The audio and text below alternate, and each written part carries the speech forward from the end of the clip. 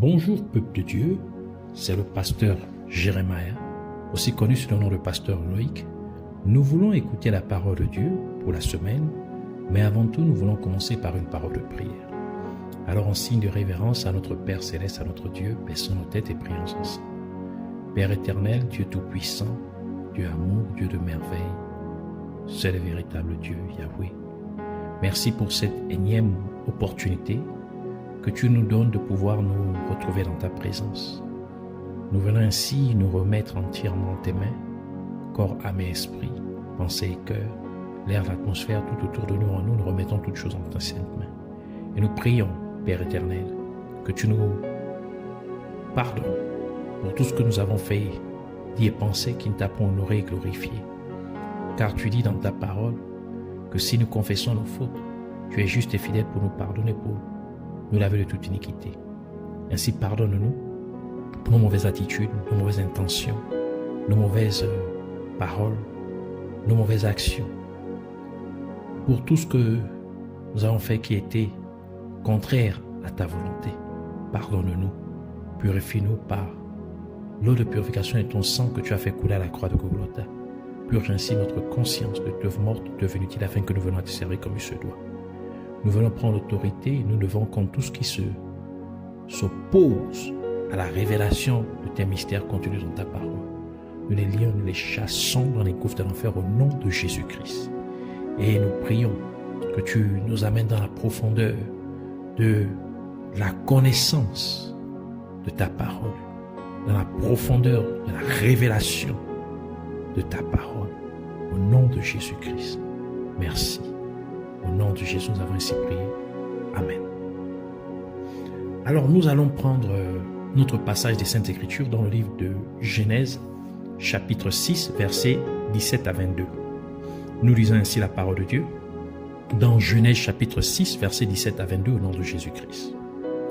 Et moi, je vais faire venir le déluge d'eau sur la terre pour détruire toute chair ayant souffle de vie sous le ciel. Tout ce qui est sur la terre périra. Mais j'établis mon alliance avec toi. Tu entreras dans l'arche, toi et tes fils, ta femme et les femmes de tes fils avec toi. De tout ce qui vit, de toute chair, tu feras entrer dans l'arche 2 de chaque espèce pour les conserver en vie avec toi. Il y aura un mâle et une femelle, des oiseaux selon leur espèce, du bétail selon son espèce, et de tous les reptiles de la terre selon leur espèce. 2 de chaque espèce viendront vers toi pour que tu leur conserves la vie. Et toi, prends de tous les aliments que l'on mange et fais-en une provision auprès de toi, afin qu'ils te servent de nourriture ainsi qu'à eux. C'est ce que fit Noé. Il exécuta tout ce que Dieu lui avait ordonné. Que le Seigneur bénisse sa parole, qu'elle vienne pleine de profondeur, de révélation, de vie, de bénédiction, au nom de Jésus-Christ. Amen. Alors nous voulons continuer ce thème d'enseignement sur la signification prophétique du poisson. Et pour cette semaine, nous voulons parler de pourquoi le poisson doit-il entrer dans une alliance avec Dieu. Donc le titre de notre enseignement pour cette semaine est « Pourquoi le poisson doit-il entrer dans une alliance avec Dieu ?» Dans la première partie de cet enseignement sur la signification prophétique du poisson, nous avons remarqué que le poisson est tenu de conclure une alliance à vie, encore à perpétuité avec Dieu. Et nous pouvons être assez curieux pour nous demander ou encore poser la question pourquoi de tous les animaux que Dieu a créés sur la terre, le poisson est celui qui est tenu de conclure une alliance avec Dieu. Mais si nous examinons de plus près notre passage principal des Saintes Écritures que nous venons de lire, nous pouvons avoir une réponse appropriée à notre question. Car Dieu demanda à Noé de construire une arche afin que Noé et sa famille puissent être sauvés du grand déluge qui détruirait tous les animaux vivants sur la terre. Et Dieu a également demandé à Noé de prendre à l'intérieur de l'arche tous les animaux de la terre par paire de 2, mâles et femelles. Et nous pouvons voir que les poissons ne sont pas entrés dans l'arche parce que les poissons pouvaient survivre au grand déluge, car les poissons vivent dans les eaux.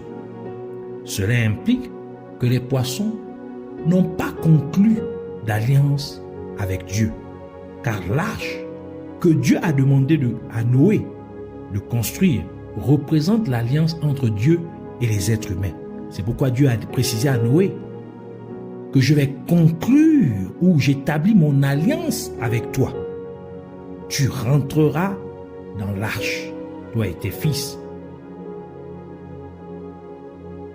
Et nous savons que les eaux représentent les peuples, les nations du monde et les foules et les langues, comme mentionné au livre d'Apocalypse, chapitre 17, verset 15, qui dit « Et il me dit, les eaux que tu as vues, sur lesquelles la prostituée est assise, ce sont des peuples, des foules, des nations et des langues. » Ainsi, le fait que le poisson ne soit pas entré dans l'arche, mais soit resté dans les eaux de la mer, cela implique que les poissons ne sont pas entrés en alliance avec Dieu, mais ont plutôt préféré rester dans le monde.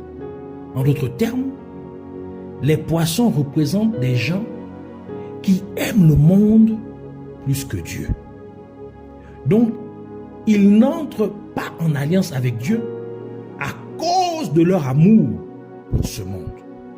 Et c'est pourquoi la parole de Dieu nous dit, dans Jacques chapitre 4, verset 4, « Adultères que vous êtes, ne savez-vous pas que l'amour du monde est inimitié contre Dieu? Celui qui veut être ami du monde se rend ennemi de Dieu. Ainsi, parce que certaines personnes aiment trop la musique du monde, elles refusent ainsi de donner leur vie à Jésus-Christ. Parce que certaines personnes aiment la mode sexy et impie de ce monde, elles refusent donc de venir à Christ. Parce que certaines personnes aiment faire la fête tout le temps, elles ne veulent pas accepter Christ dans leur vie. Parce que certaines personnes aiment avoir des relations sexuelles avec plusieurs femmes ou hommes, elles refusent ainsi de donner leur vie à Christ, car elles savent qu'être un vrai chrétien les obligerait à arrêter ce style de vie mondain. Car la parole de Dieu déclare dans 1 Jean chapitre 2 verset 15 à 17 qui dit « N'aimez point le monde, ni les choses qui sont dans le monde. Si quelqu'un aime le monde, l'amour du Père n'est point en lui. » Donc l'amour de Dieu le Père. Car tout ce qui est dans le monde, la convoitise de la chair, la convoitise des yeux et l'orgueil de la vie, ne vient point du Père, mais vient du monde. Et le monde passe, et sa convoitise aussi. Mais celui qui fait la volonté de Dieu demeure éternellement. Romains chapitre 12, verset 2 ajoute pour dire « Ne vous conformez pas à ce monde-ci, mais soyez transfigurés, ou encore transformés, par le renouvellement de votre intelligence pour discerner quelle est la volonté de Dieu, ce qui est bon, agréé et parfait. » Version Nouvelle Bible Second. Et c'est pourquoi le poisson, qui représente la personne qui vit une vie de péché, une personne qui a un style de vie mondain, doit être péché. En d'autres termes, une telle personne doit être retirée du monde en acceptant, en l'amenant à accepter Jésus-Christ comme son sauveur et Seigneur, abandonnant ainsi sa vie pécheresse et mondaine en vivant dans une obéissance totale à la parole de Dieu. Et c'est pourquoi Jésus-Christ a dit ce qui suit en se référant aux chrétiens dans Jean chapitre 17 verset 16. Donc quelqu'un qui a abandonné le monde, il dit, ils ne sont pas du monde, comme moi je ne suis pas du monde. Jean chapitre 15 verset 19, il ajoute pour dire, si vous étiez du monde, le monde aimerait ce qui est à lui. Mais parce que vous n'êtes pas du monde et que je vous ai choisi du milieu du monde, à cause de cela, le monde vous hait. Cela signifie que lorsqu'un poisson a été pêché, c'est-à-dire lorsqu'une personne s'est vraiment repentie de sa vie de péché, elle ne fait plus partie du monde. Et c'est pourquoi le monde la détesterait. Un poisson qui n'a pas encore été péché, c'est-à-dire une personne qui ne s'est pas encore sincèrement convertie de son mode de vie de pécheur et mondain, ne peut pas faire la volonté de Dieu, car elle essaierait toujours de se conformer au monde. En d'autres termes, une telle personne essaierait toujours de plaire au monde. Par conséquent, au lieu d'obéir à Dieu, elle préfère faire ce que les gens du monde veulent. Et c'est la raison pour laquelle le roi Saül fut rejeté par Dieu, tel que décrit dans le livre de 1 Samuel chapitre 15, versets 22 à 24, qui dit, Samuel dit, l'Éternel trouve-t-il du plaisir dans les holocaustes et les sacrifices comme dans l'obéissance à la voix de l'Éternel? Voici, l'obéissance vaut mieux que les sacrifices et l'observation de sa parole vaut mieux que la graisse des béliers. Car la désobéissance est aussi coupable que la divination et la résistance ne l'est pas moins que l'idolâtrie et les théraphim. Puisque tu as rejeté la parole de l'Éternel, il te rejette aussi comme roi. Alors Saül dit à Samuel, j'ai péché, car j'ai transgressé l'ordre de l'Éternel et je n'ai pas obéi à tes paroles. Je craignais le peuple et j'ai écouté sa voix. Donc, il a écouté la voix du peuple. Cela implique donc qu'une personne qui vit selon les voies pécheresses de ce monde est rejetée par Dieu. En d'autres termes, une personne qui veut plaire aux gens du monde serait rejetée par Dieu, car une telle personne finirait par faire la volonté des gens du monde au lieu de faire la volonté de Dieu. Et c'est pourquoi Dieu exige que toute personne qui vient à Christ soit séparée du monde. Elle doit être dissociée des gens du monde. Et cela est bien représenté dans la signification du nom Moïse. Exode chapitre 2 verset 10 qui dit, quand il eut grandi, elle l'amena à la fille de Pharaon et il fut pour elle comme un fils. Elle lui donna le nom de Moïse, car, dit-elle, je l'ai retiré des eaux. Le nom Moïse signifie tirer des eaux ou encore retirer des eaux.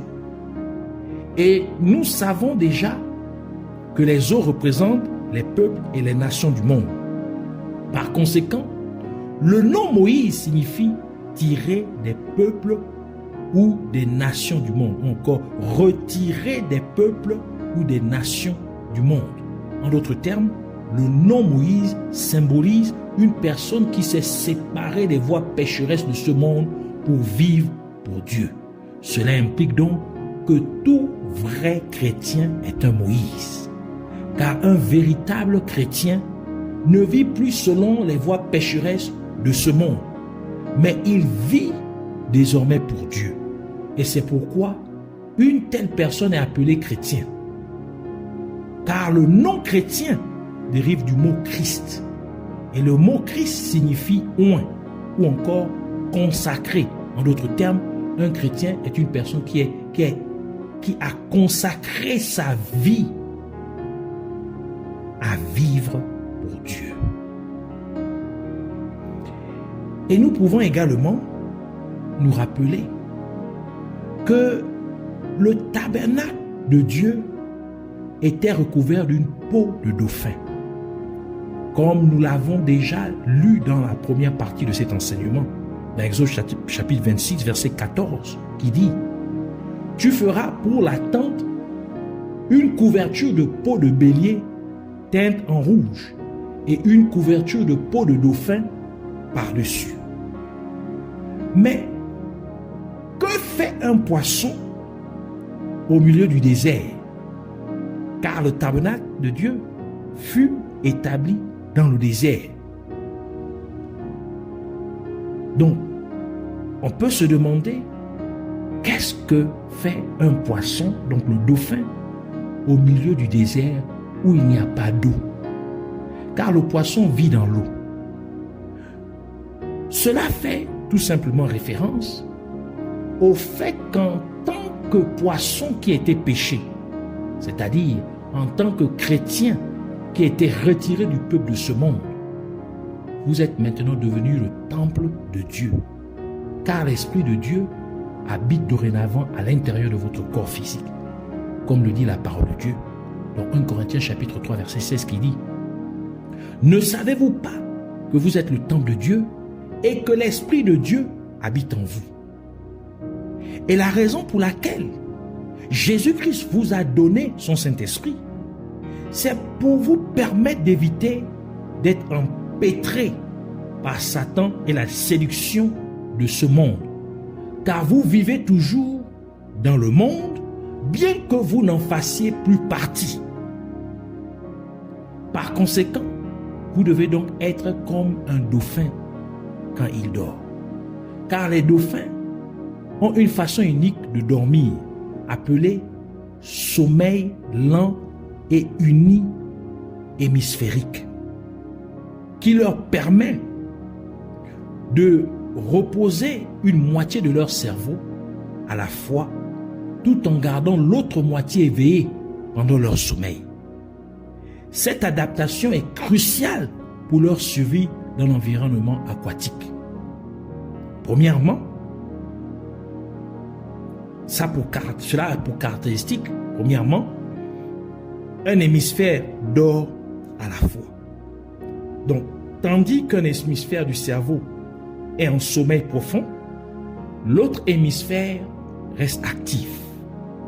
Cela permet au dauphin de maintenir un certain niveau de conscience de son environnement, y compris des prédateurs et des obstacles potentiels.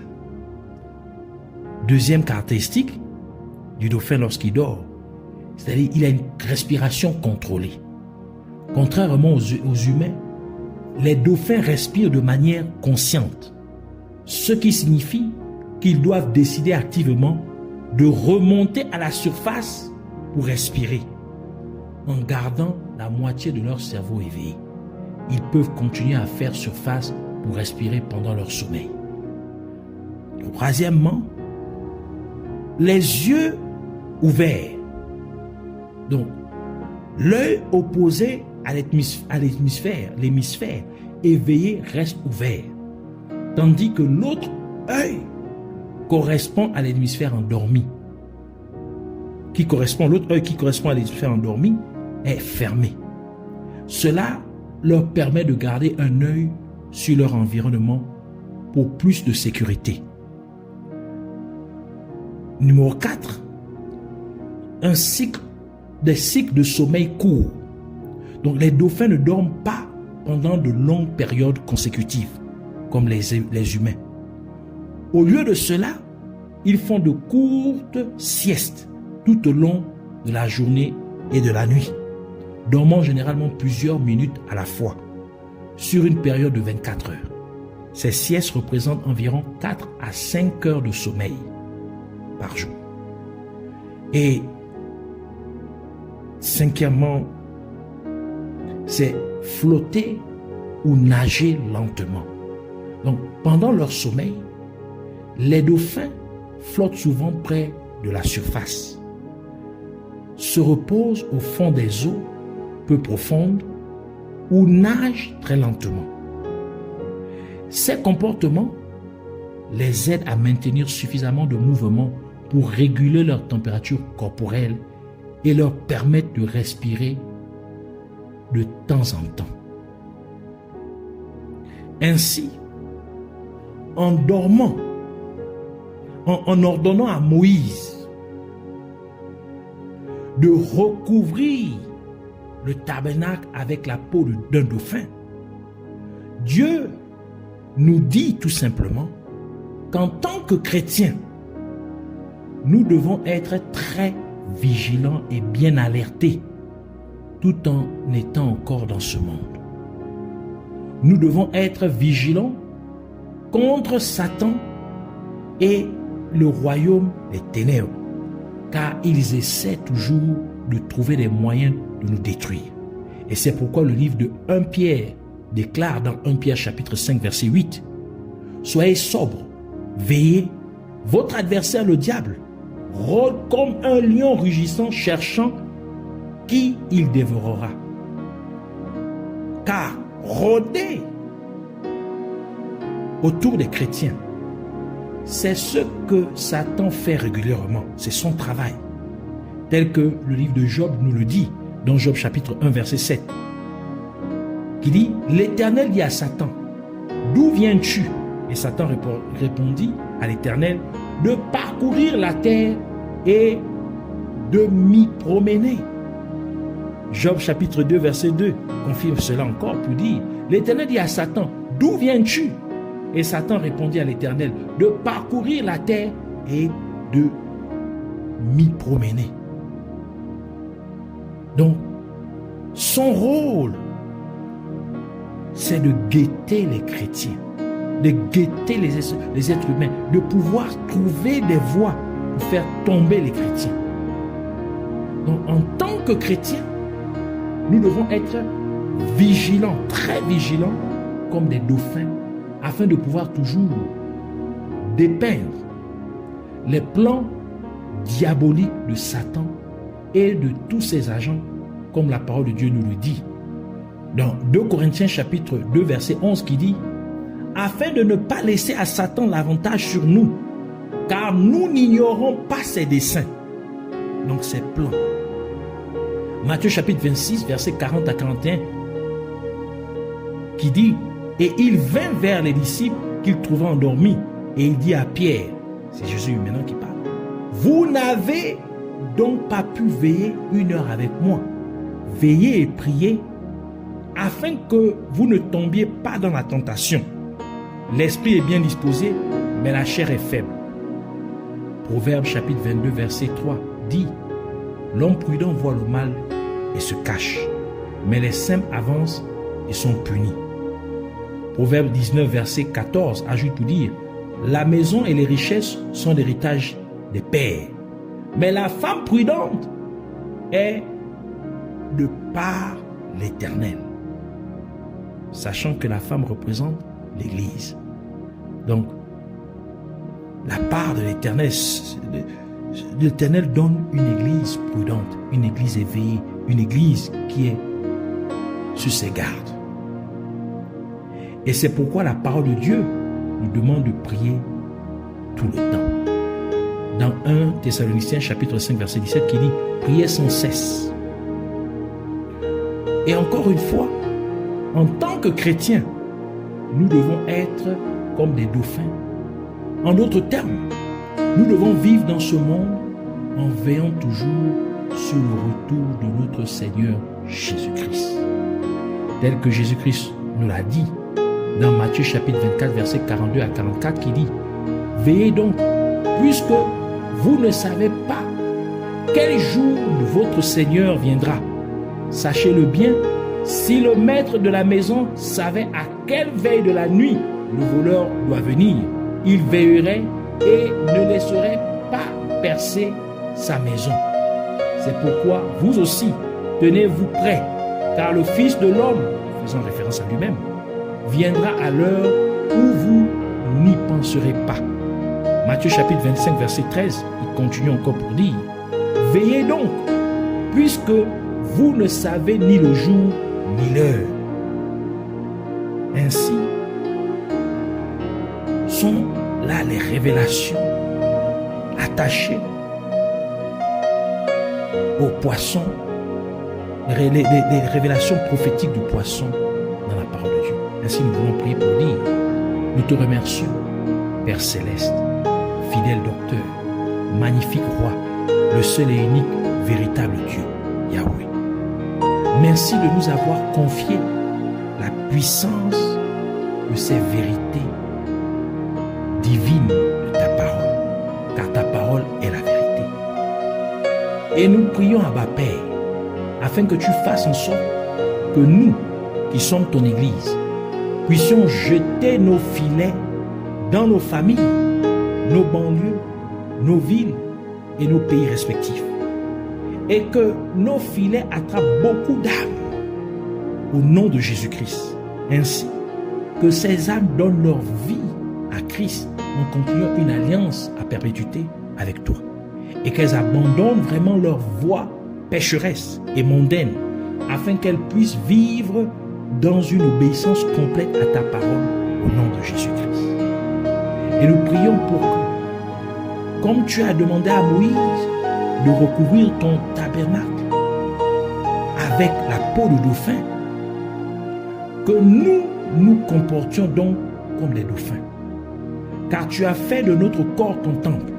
Ainsi, de la même manière que les dauphins sont toujours en alerte, même pendant leur sommeil, que nous soyons également toujours vigilants et en alerte par des prières constantes, une vie de sainteté et par une bonne compréhension de ta parole, afin que nous puissions toujours discerner et démanteler toutes les ruses de Satan et de tous les agents du royaume des ténèbres, au nom de Jésus-Christ.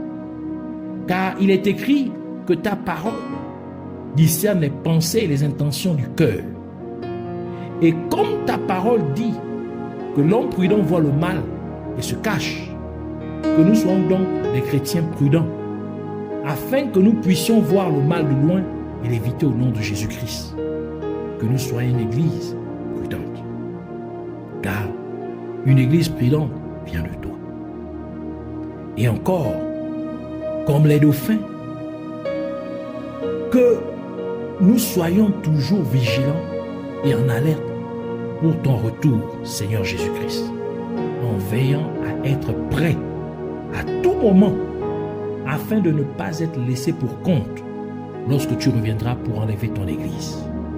Nous te remercions, Père Céleste, Dieu Tout-Puissant, Yahweh. Merci d'avoir exaucé notre prière. La gloire, l'honneur et la puissance t'appartiennent pour toujours et à jamais, au nom de Jésus-Christ. Amen.